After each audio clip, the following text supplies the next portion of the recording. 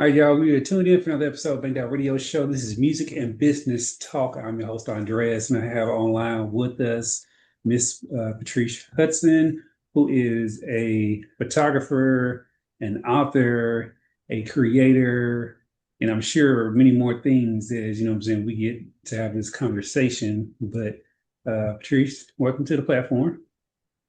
Thank you so much. Thank you for having me. Are you welcome? I definitely want to, to get into your story because I like to learn people's why of why they do things and, their journey coming into that. So I know that from what you put out there, you were in foster care. Yes, I was. You're originally from Cali. Yes, I am. You're now, I guess, you reside in the Metro Atlanta area. Yes. Okay. When did you get to Atlanta? About 7 years ago. Yeah, I've been out here for 7 years. How have you been liking Atlanta? Um, I'm not gonna lie. I like it here, but I hate the weather. The weather is so bipolar. I mean, first move, I did not know how to dress, like for real. Because I'm so used to just wearing a short sleeve shirt in Cali and just like Uh, a jean or some type of jacket and some long pants and call it a yeah. day. But out here in shorts, I can't even wear shorts in a day. Like I have to have long pants on, long Mhm. sleeve, maybe not a jacket since I'm wearing a long sleeve, but it's Mhm. like it's iffy. 1 minute it's hot, next minute is cold, the next minute is the humidity out here is crazy Mhm. and rains, and then surprisingly we had snow out here twice.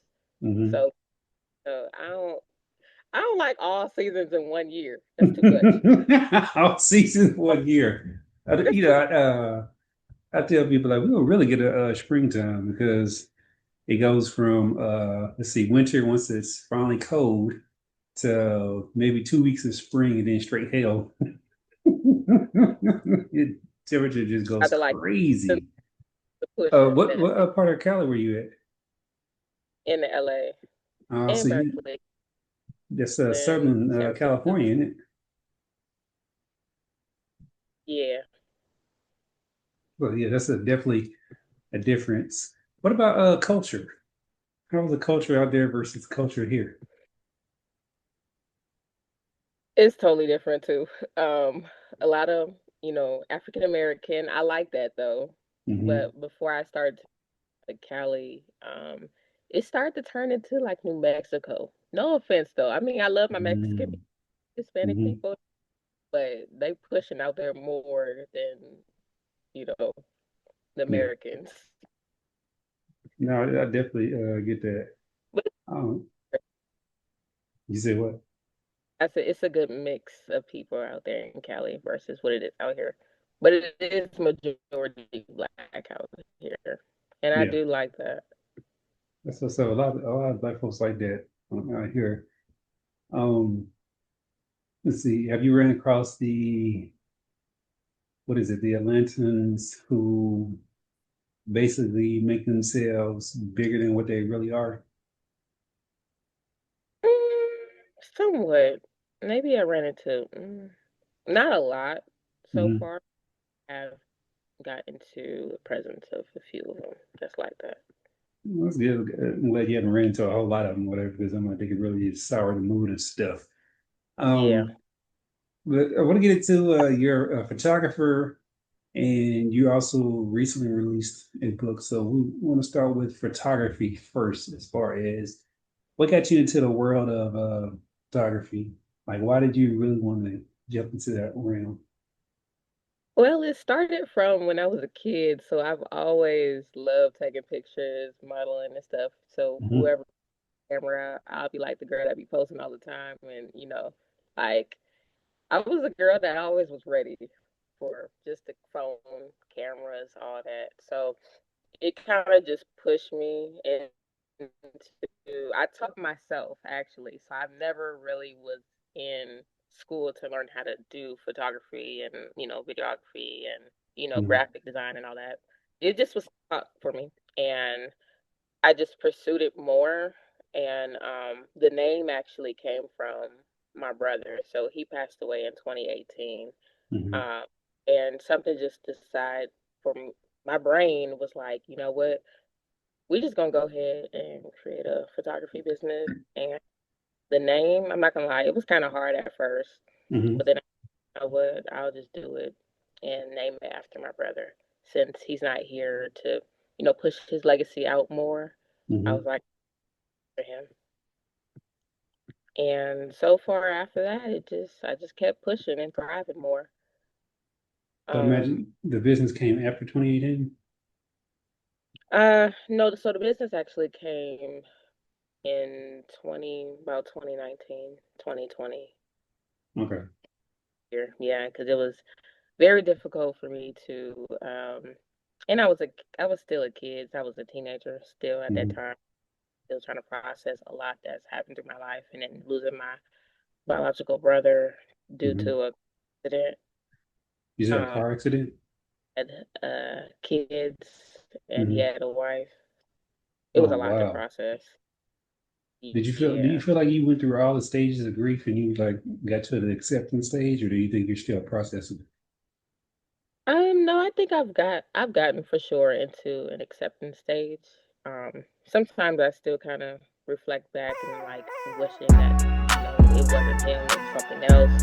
Hmm. Because me and my brother, we were raised on having pets Hmm. and dogs, and he had a dog in his truck at the time of Hmm. when it happened, and the dog didn't get hurt, Hmm. didn't get scratched, none of that, and the dog survived the whole entire car accident, except for my brother. So I had some type of hatred towards it. I did, Yeah, I and get that. then I had, blaming because my brother got hit by an 18-wheeler. So Mm. the driver, whoever that was driving, thank God I didn't see the person. I wasn't physically there because I was out here at the time when the accident happened. Hmm. So it was hard, definitely hard for me to process that since he was, my blood. This is my, Yeah, person I knew since, um, I could say since I was 2 years old, yeah, 1, but 2, yeah. I And can get growing that. up, Hmm. yeah, that definitely, like, I was like asking God why, like, Hmm. why you couldn't take the dog, or why you couldn't take the 18 Yeah, wheeler.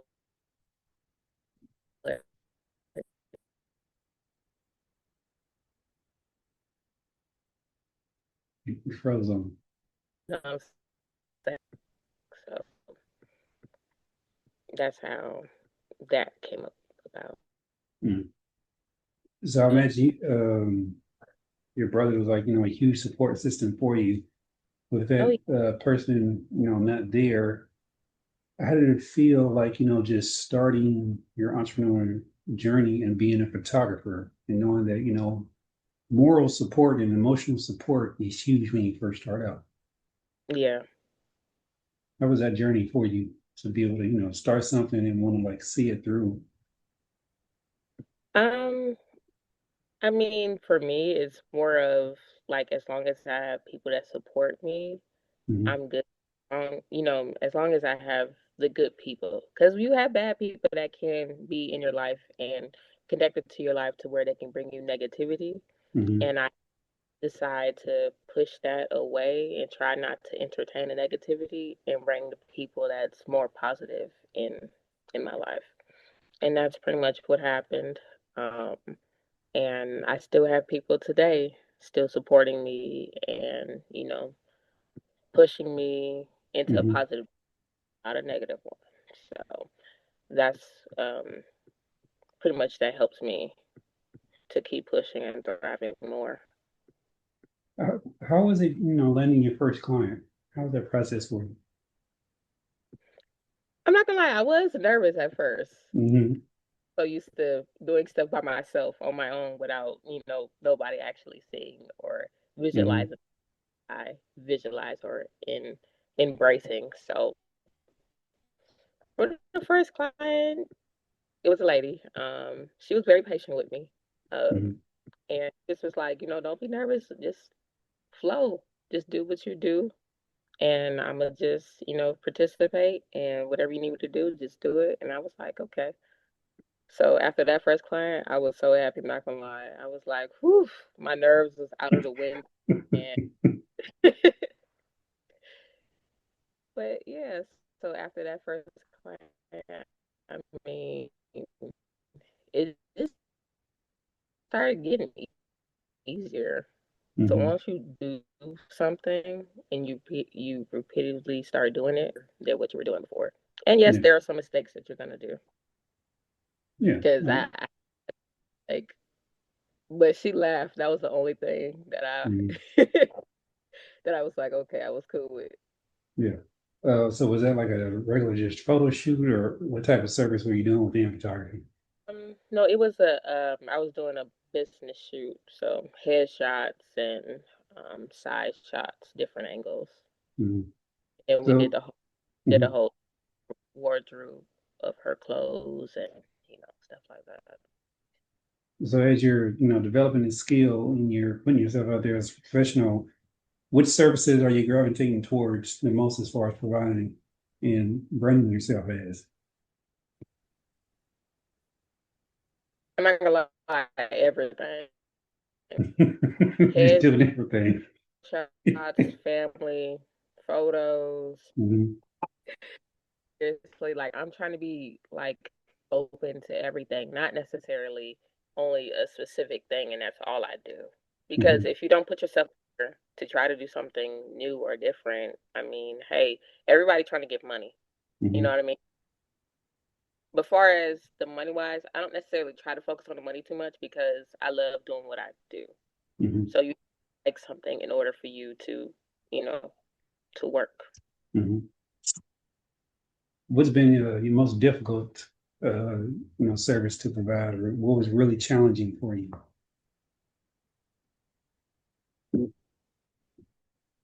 Um, ooh, that's a good question. Far as I would say having a secretary person, not gonna lie, because I do everything on my own. Hmm. So sometimes I have to how to, it's okay to have a partner with you, Hmm. somebody that because some things I can tell you this. One shoot I was in downtown Atlanta, Hmm. and I had all this stuff in my car that I needed, like with the lights, the Hmm. my battery stuff for my camera, my all the heavy type deal, and I was the Hmm. only there at the time to pick all that stuff up out of the car, go to the shoot where it's supposed to be. Well, yes, I can Hmm. say that I need to hire somebody to assist me on that Yeah. specific part. That's nice, but other than that, I mean, that's the only difficulty that I can see or say that I need would Yeah. pretty much need to be helped. Yeah, that I think that's the difficult part for me. But I'm so hard with sharing because then that means I have to split my pay, Hmm. and I love the money. So, but yeah, that's my only difficult part, I would say. So you never like thought about it to like, so if you take on a job and let's say you need a second person, when you do the quote, do you not like build that second person pay into the actual quote? I mean, I have never experienced that yet, but Ah, okay. So you're still learning, like, what I'm saying, I yeah, guess basically how to run your business and some tactics and things that you should use going yeah, forward in the future. yeah. Um, how do you like entrepreneurship and like, attracting jobs and, basically chasing your money? I love it. Yeah, I really love it because, like, more like for me is the scheduling wise. I Hmm. don't have anybody telling me, oh, to get up at 9 or 8 o'clock in the morning to do like a 12-hour, 8 hour shift. You know what I mean? To Hmm. make your money, far as get up anytime and do something in what 2 hours and make twice as more money than what you're actually getting for that 8 hour shift. Hmm. Yeah. What What do you say to the people who like, But I like love miss? making the money I do. No, I, everyone does that. What do you say to those who yeah. like, because like you said, you can make the money in 2 hours of like, doing the actual shoot that and twice the money that, people would make. But then they don't understand like, on the edit side of your photos or the concepts of the behind the scene things that you have to do once you're no longer, doing the actual fun part of the shoot. Hmm. What do you say to those, what I'm saying, who don't really like, understand that, you might be working on photos for like 6, 7 hours. It's the work and the time. Like I said, there's no really separating the work ethics of everything because you still Mhm. have to work a long time. I don't want to say work a long time, but what I mean by like the process of everything, you still have to do that work. There's Mhm. no easy stuff. You still have to work hard to achieve whatever that you're trying to achieve. So you're doing photos and you're building up your clientele. When did, what I'm saying, you catch I guess, the bug to become an author and actually publish, what I'm saying, your book? So, that came about with everything that I've been, going through in life, Mhm. and I've had mentors, friends, and certain family members, people were, and something that it's not that I've always wanted to write a book. I'm not even gonna lie, because as a kid, I hate reading.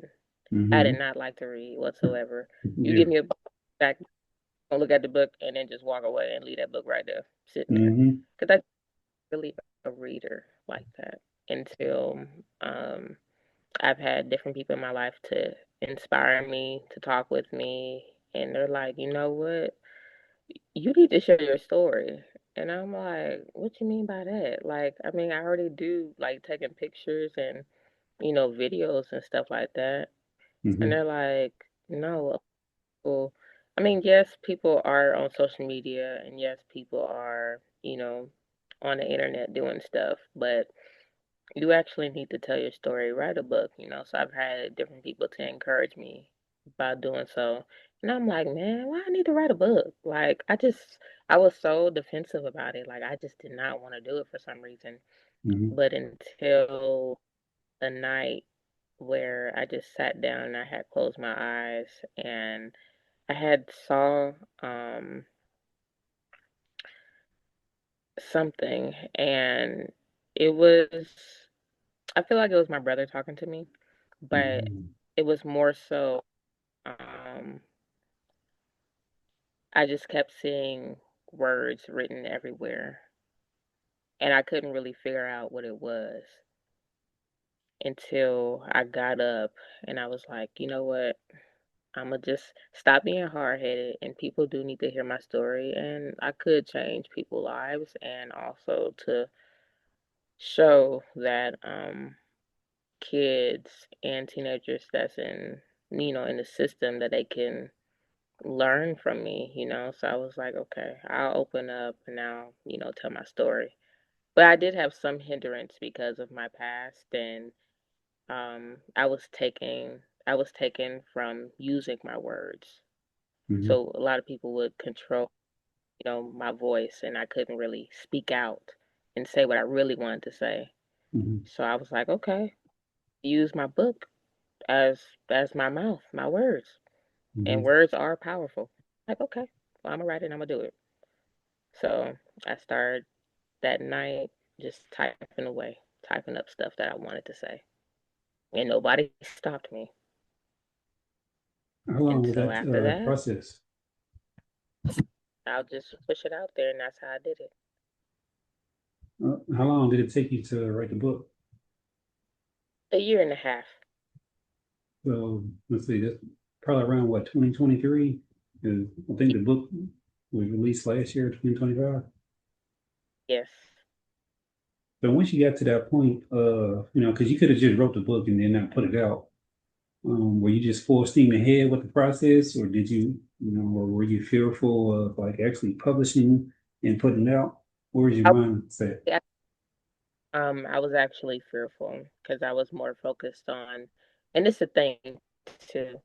I had to accept that, I shouldn't care about what nobody says, because people are gonna like you and people are not gonna like you. People's gonna like what you have to say and people are not gonna like to what you have to say.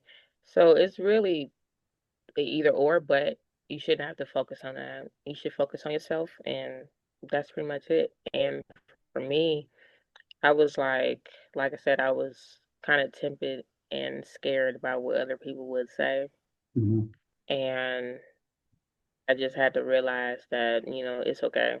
I shouldn't care about what people think because a lot of people is going to think and you can't stop them. But you can't stop yourself as well. So I was like, you know what? I'm going to just do it. And whatever clap back, they clap back. If they don't, then oh well. And if they do, oh well still. Because Yeah, I know I'm going to be okay. exactly.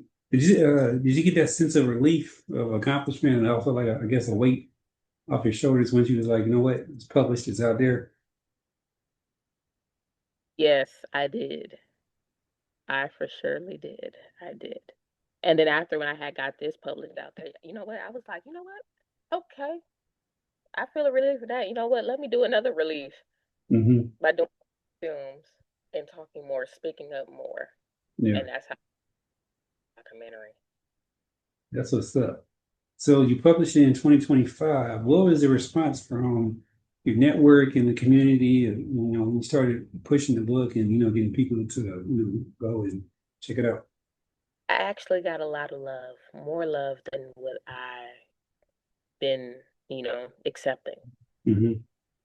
Know that a lot of people were supporting me like that, actually. What was See, their? Mhm. what sometimes you get a saying of a closed mouth don't get fed. Uh-huh. You open it up, people are gonna start coming to you, towards you, Yes. and that attention. Yeah, that's how I felt. What was like some of the feedback that they were digesting material? What were they telling you? They were like, Patrice, now you were going through this. I was like, yeah. And they're like, oh my God, like I cannot believe this happened to you. I was like, yeah, I just, at the time I couldn't speak up or say nothing. So this is just my I had to be a robot basically in a way, but still be a kid. So, you know, and there was like, oh my gosh, we wish we were there to do something. We wish we could have had you. It was a lot of love though. But I'm like, Hmm. what? And it's okay that you guys didn't have me, or it's okay that, I went through what I went through. It had to be a reason why God had me to go through that. Hmm. But I learned. Yes. That's a great thing about doing it as someone who, 'cause I can identify with like the foster care system because I went through it as well. Hmm. From what age? From 2 days after my 15th birthday, all the way to I went through college. Signed my rights away around 18. I can go to college, and they paid for like 2 years, and then of course I just aged out. So it's like what 7, 8 years almost of going through that system and experiencing a lot of things that most people don't know that foster kids go through, and then the stuff prior to that as well.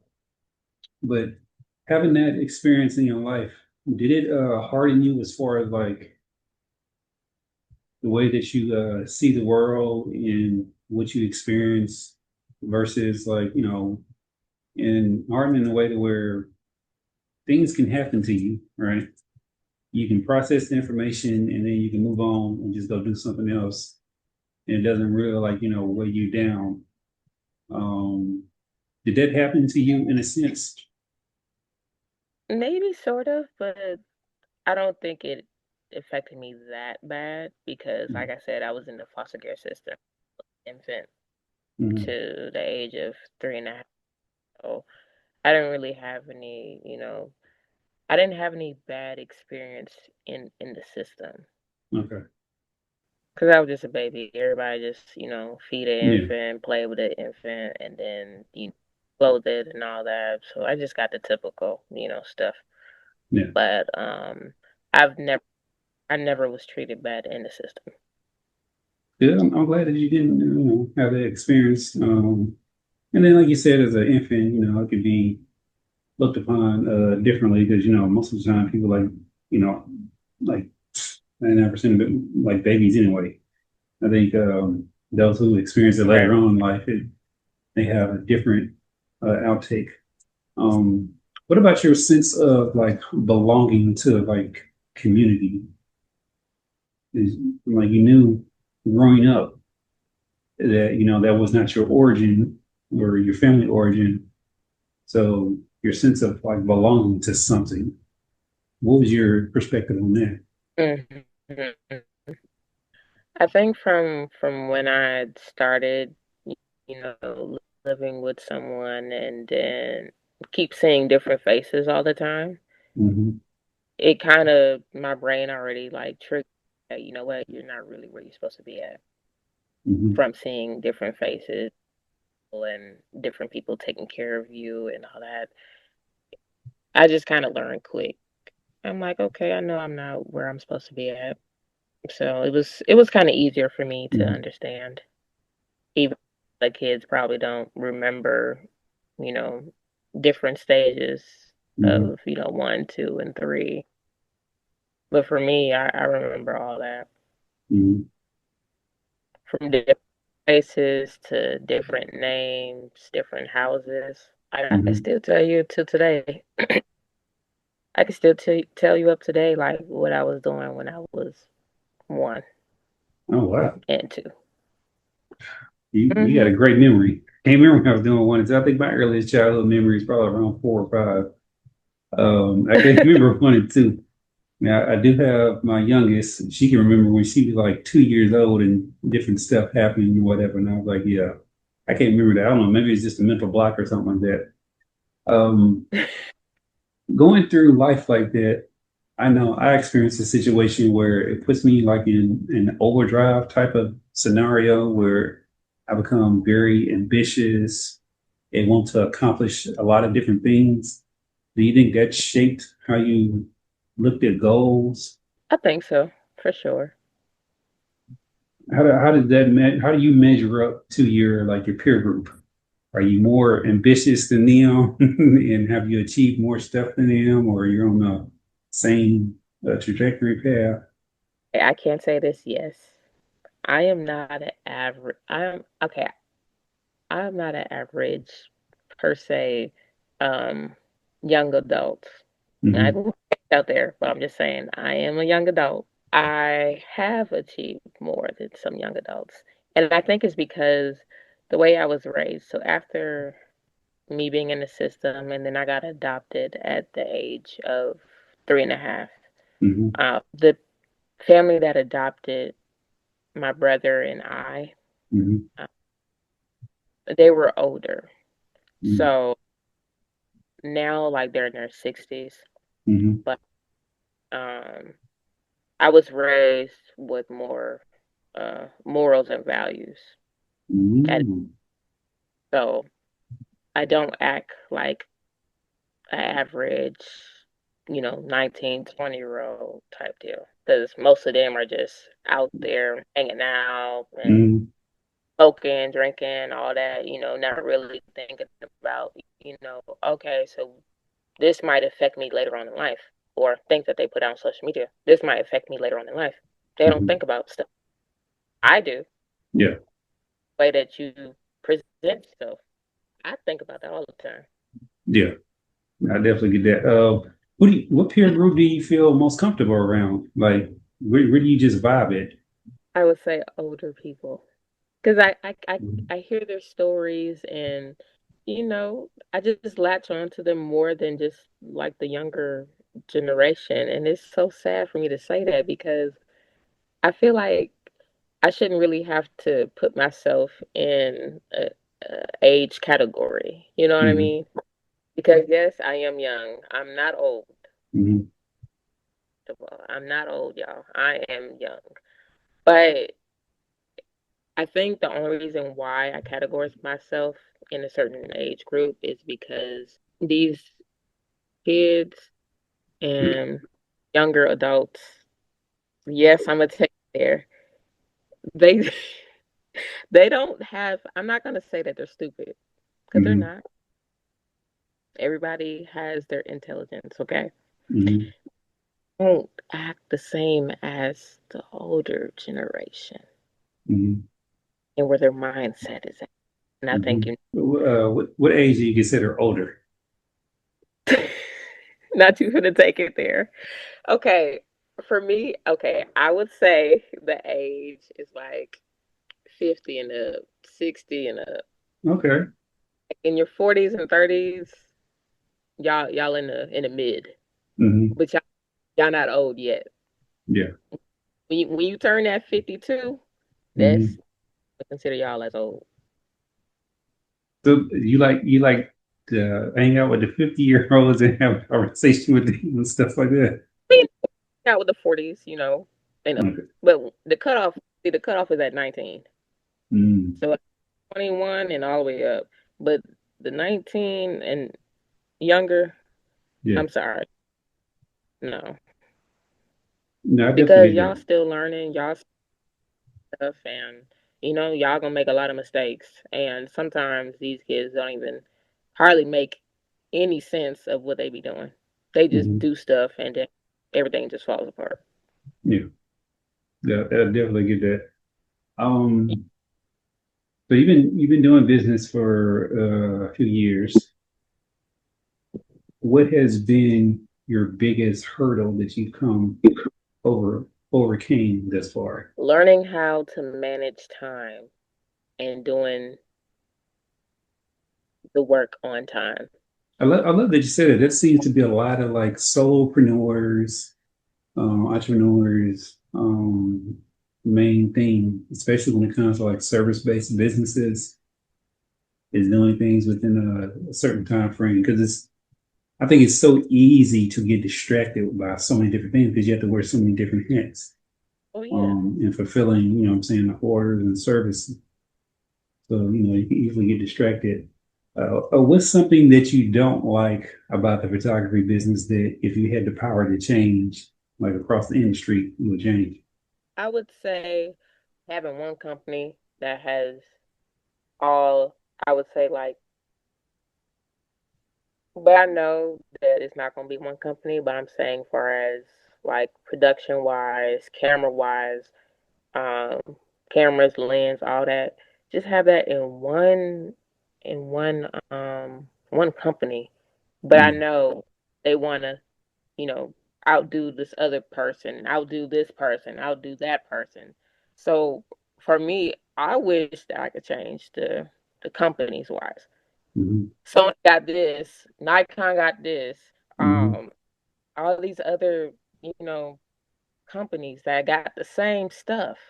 Hmm. Why be one? That's all I'm saying. Yeah. What do you prefer as like a camera? What's your camera of choice brand? My camera choice brand, okay, don't get on me. I like Sony more Okay. than and Nikon and yeah. But, people have their other preferences, and I can understand, the difference between what they all look like. Hmm. But for me, I just wish that why they all can't just be one. Yeah. So what do you like about Sony product versus the Nikon and the Canon and all the others? It's easy to learn for me. Um, Quality wise, I love the quality wise, I'm not gonna lie. Not too much stuff that you have to learn far as, the camera or whatever else that you use within that company. Because I've been using Sony for the past maybe 6 or 7 years. Hmm. So, but it's whatever that you're capable of learning and attaching yourself to and with. So let me ask you this: with AI and all the different tools that it has, and I remember like when the camera phones were like big and people were saying, well, there's no need to hire photographers anymore, which I thought that was like an asinine type of thing to say because you're hiring someone based off of experience and what they can bring to the table.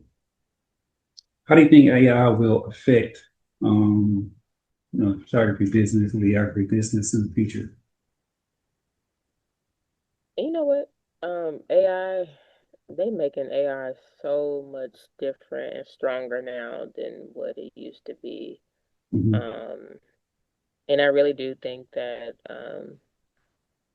with it getting more um like progressed now, um, I don't think it's gonna push out, any photographers at all because it's certain things that a photographer can do versus what AI can do. Mm-hmm. You know, I mean, yes, I've seen different photos of stuff, different videos that might look real, but you can see, for me, far as I know, I can see when it's AI and when it's not. Or it Mm-hmm. can be a little small little that can glitch with AI. Now with an actual photographer, there's no glitching with that. You can actually see everything that the photographer is trying to do. Mm-hmm. So I don't think AI is gonna beat out any, photographers. But I do think that far as different different projects as in like I've seen music videos, I've seen um there's this one girl that I know of on social media. She has some type of lawsuit against her because she used AI voice Mm-hmm. wise, but she writes the stuff and the AI does a whole song upon her poem that she did. Yeah. But now different celebrities are trying to, clock her because oh, what a voice might sound like somebody.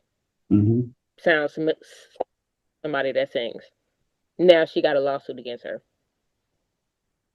So I do think certain productions will get, beat from AI, but I don't think photography wise and videographers, I Mm-hmm. don't think they're gonna get beat. Yeah. I don't think that is. Like I said, I think it's a tool that, to help with some things, like you can clear up some stuff. Yeah, But and essentially it's the creativity comes from the mind of the person providing the service.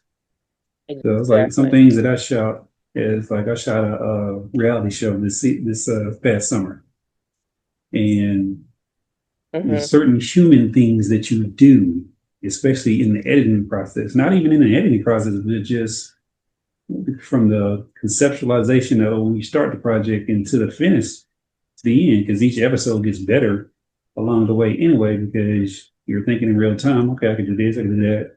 And there's all these human creative elements that you add to it. And also showcasing like, personality through projects. Like you can see Right. people's personality through, and it can be captured through photography and videography. And I don't think AI is really going to be able to do that. One, because it's not human. So it's not going to be able to relate. I don't care what kind of prompt you write it. It doesn't have a Exactly. soul. You know? AI, it Mhm, is for sure. mhm, If you use it, then you need to use it. But it's not like a regular person that we can just go ahead and capture that moment. mhm. Because AI, we ain't got no feelings. No, it does not. It does not have any feelings. So moving forward and growing your business, but also being an author and creator, how are you going to balance the time now? Because now you got photography, you got videography projects you're doing, and also your book. How you got to maximize and balance that? The way I do it is, you work, you set time and schedule to sit down and actually plan out. So I actually sit down and plan out what I'm gonna do this day. Okay, for this many hours, and then the next day, okay, I'm not gonna do that project. I'm gonna do a different project that day. and just have a certain date set in your mind to where, okay, this is going to be the cutoff date of where I need to finish this date by. But you have to make sure that you don't overlap the other project on that same day. Mm-hmm. So that's what I do. I try to make sure that I have time for everything within certain days. Because if you just try to do it all in one day, it's not going to, you're just going to rush through it. You're not going to really put the time and effort and the success that you want in that project. Mm-hmm. You feel like your book has been successful to you? Yes. And I'm actually about to start writing another one, Oh, but it's not wow. going to do 2030 because I want to be a little bit more older than what I am now. Mm-hmm. And I'm probably, you know, things done and success wise. Mm-hmm. How do you define success? What does success look like to you? Success is achievement, goals, process. Just it's a lot Mm-hmm. for me, I say, definitely. Something that you're trying to achieve. Mm-hmm. That's done. How has social media helped you in putting your services out there and also with the promotion of your book? Um social media has a lot of opportunities. In some cases it can be good, in some cases it can be bad. Mm-hmm. Far as for me, um different, like I said, opportunities. I've had different people reach out to me once they saw my work and what I Mm-hmm. do. That's when levels can go up far as the people. Yeah. What was the bad thing about social media? Oh, you can run into bad people that you don't want to get into,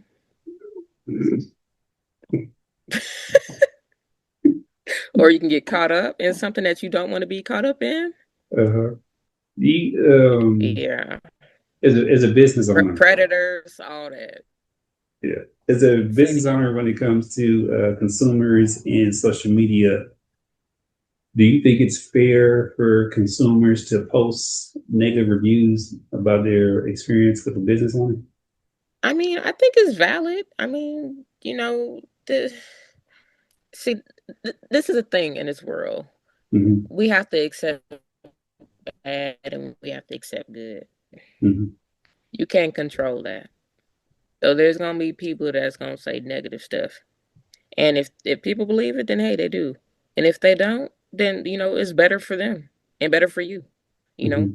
I mean, we could always try to block that person out, whoever that's doing that negative review. Mm-hmm. Um, I just think of more of, it's better to have bad than to have good. I know that might sound crazy, Mm-hmm. but I'm saying, far as like review wise, I mean, yes, there's gonna be people that say, oh, well, she's a horrible person, and no, she didn't give me good quality wise, and okay, but another person come, their experience is whole totally different. Mm-hmm. So I think to have good reviews and bad reviews, good and bad is, I think it's okay, but I know some other people might not, probably gonna say, okay, well, it's not okay. Mm-hmm. But you learn from that. You know what I mean? Mm-hmm. Yeah. If a person just have all good and not necessarily any bad negative things to say, then I mean that means you're not, for me wise, you're not growing Yeah. because you Like, think you just highly and you're just perfect because yeah, nobody's not perfect. exactly. How is the Metro Atlanta market for you as when it comes to other photographers, videographers, collaboration projects, things of that nature? What's been your experience? Um, so I actually, it was one one session that I had, and I ran into another photographer. Hmm. And what was so crazy to me was I didn't get myself upset about it. But I know we're all trying to make our money. Hmm. We all trying to pay our bills and whatever else that we got going on. But it was a session to where my client, she had to take a break and she had swapped out her clothes. Hmm. And once she swapped out her clothes and she got to where um the she was going to where our session was going to be at, our location. Now I'm just waiting for her to come out. Um, and I see a photographer pass by me. So, I'm just thinking, it's a public place. So I Hmm. can't really, tell him, oh, he can't be here, whatever the case may be.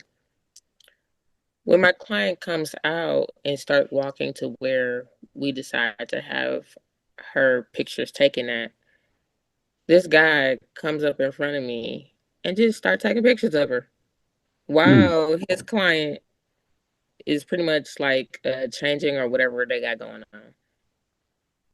And I'm not gonna lie, I wanted to say something to him because I'm like, dude, you trying to steal my client from me, whatever. But I didn't say that. I Hmm. just looked at him, and then I'm like, okay, I see what he's doing. And then I see, he tried to promote himself out there too, to try to get her to get um business with him. So was he pitching, actively pitching while you're trying to shoot her? Not quite, but we were almost about to get to that point. Ooh. I'm Yeah. like professional courtesy is like, you know what I'm saying? He saw you doing a job or whatever, so Yeah. He let saw my you lights set up. He saw everything that I had set up exactly. for. And he's taking pictures of somebody else, and then they had to take a quick break. And once my client come back out, he's just like snapping away, taking pictures of her and stuff. And I know he is because I can tell the angle that he was taking picture of. I saw his screen, his Hmm. camera. Can't hide that. So Yeah. I'm like, okay, I see what he's doing. Hmm. And then when I had to go, I had to get something out of my car, and I had came back, and she was completely fine. She was like, okay, it's okay for you to go to your car, whatever. I was like, okay. I go back and come back up to where she is, and there he goes trying to talk to her, trying to promote his business and stuff like that. So while I'm already there, he saw me, and then he just slowly walked away. And I'm like, okay, I see what he's doing. And so while I was taking pictures of her and, talking with her, Hmm. he was like, oh, he was just trying to promote himself and, whatever. She heard what he said to her. Hmm. But this the thing. You always have to have clients that one, I mean, yeah, they could be honest, whatever they can be, to you. But more of a dialogue, talk with them. Hmm. And you have that relationship, starting to have that relationship with them. Hmm. And that's where I came about with this client. She trusted me with her stuff. Hmm. As far as him, he just came to talk, but she don't really know him like that. Yeah. And that's where she's like, you know what? She didn't even want nothing to do with him Hmm. because she's seen my work and maybe yeah, he probably showed some work to her while I was gone or whatever the case may be. But it's the relationship wise. Hmm. So you're gonna have people that's comfortable with you versus somebody else that's trying to push their business out. And Hmm. that's what I had to learn. I was like, you know what? I was gonna say something to him, but something told me, just forget about it. It's okay. Yeah. Don't say nothing. That sounds like your client did, you know what I'm saying, all the talking for you. As far as like, yeah, I think that's rude, extremely rude to do something like that. And Yeah, and I was unethical. thinking the same thing. I was like, man, what? He over Yeah. here bothering you? Over here talking about his business, and we already about to do something? Yeah, I just think that's rude. One, it's rude a couple of different ways. One, he already had a client. that he took, like that client paid him to be attentive to them, right? Right. And what they're doing, regardless of them changing outfits or whatever they're doing, he's still supposed to be on alert and be attentive to them. Exactly. So you basically And got that's where paid to poach somebody else. I'm like, come and on. that's and that's what the greed of people. They're just Hmm. thinking about money, money, money, money, money, money, money. I mean, yes, money is good, but also money can be bad Hmm. in the way you do about things. In the way he did, Hmm. that was a bad situation. Yeah. Now, if I wasn't the person that I am, I would have I would have did something, told him off or something else. Hmm. But sometimes, people just have to. They gotta learn. Yeah, they do. Um, I've ran into different situations because now with podcasting, I've learned how to do videography things and that skill set. And I think it's very interesting when I got up here because I've been up here for going on, it'll be 2 years in June. Okay. And I have come across horror stories where people have, especially videographers, have shot content with clients, but the clients didn't get anything. They paid these invoices, but the footage was lost. I'm trying to figure out how do you lose footage because all my footage goes on external hard drives. Right. Um, and then they take extremely long time to produce whatever they're working on. Like one Mm. lady told me, it was in a month that she gave the person to work on just one day of shooting some content with her. I was like, a month? Mm-hmm. First of all, it don't take a long time to edit. Just one day, you get a whole month. But then also didn't have the footage. And I was like, it's crazy. I talked to another person who was doing like a documentary type style thing. It, And they lost the footage. I was like, how do you lose footage? What stories have you heard from, I guess, clients or just in general within, videography or photography industry? yes, I've heard about two, but I haven't really, actually experienced that with, you know, myself or any other clientels that I have, but other people I've heard about two, possibly, but that's about it. I don't really run into people that do stuff like that. Yeah. I just think that's insane. But especially when they paid, like Hmm. I'll be livid too. Yeah. It's just I think the thing is, like I said, people are more focused on money wise. Hmm. They're not focused on their clientele, but also they're not focused on, what may happen for their future. Yeah. I think people. Because then now with that happening, you pushing a lot of clients away. Hmm. And then maybe for your future. Yeah. So, you can't be doing stuff like that. And You then can't. sometimes I don't think people put themselves in their shoes. Hmm. A lot of people don't think about that. What if Yeah. this was you? Somebody recorded you and then, oh, they said they lost it or something happened to your video. Hmm. And then you get mad about it. And then you going to try to sue them like they did to you. Yeah. Definitely. So people just don't, people really, I really think people just don't think about the extra, the after effect. Yeah. I think that some people shouldn't go into business when they don't think about, all aspects of business and everything that goes into it. Exactly. And then I've had the experience where people will do similar things that I'm doing, and they'll give the client a bad experience. So then when I'm talking to them, because I've done similar things as far as services that I offer, they already have that negative connotation experience that they've had. So it makes it harder to sell them on something. And for them to take, what I'm saying, I guess that quote unquote, that chance on someone new. Because they like Right. to loop everybody and group everybody together. Not tell them like, hey, look, I understand that you've had a horrible experience with someone else, but look at it like this. If you go to one gas station and you have a bad experience, it don't stop you from going to the other gas station. Right. So look at it that way and don't group everybody who does these similar services or offer these similar services together. Don't group them all together as that's what your overall experience is going to be. Because it's all individual based.